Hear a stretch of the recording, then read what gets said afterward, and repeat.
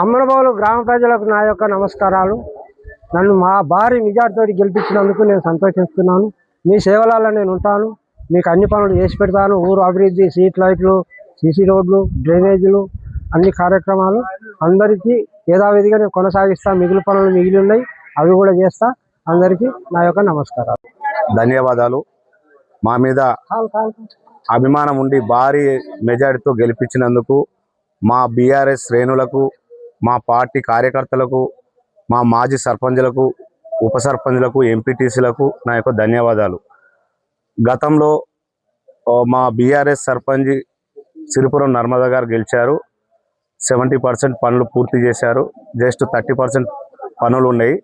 వాళ్ళ సేవలు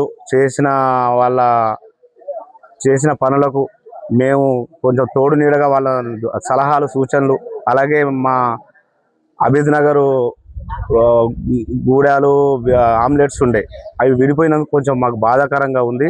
అయినా కూడా అక్కడ కూడా మా బీఆర్ఎస్ పార్టీ అభ్యర్థి రామచంద్రారెడ్డి గారు భారీ మెజార్టీతో గెలిచినందుకు మాకు కూడా సంతోషంగా ఉంది.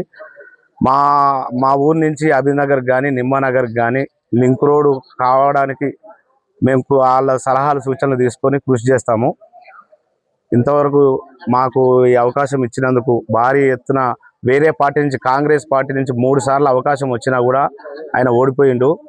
మా బీఆర్ఎస్ పార్టీలకు తీసుకొచ్చి నమ్మకంతో మా పార్టీ శ్రేణులు కష్టపడి భారీ మెజార్టీతో గెలిపించినందుకు మా గ్రామ ప్రజలకు, పార్టీ శ్రేణులకు అందరికీ ధన్యవాదాలు.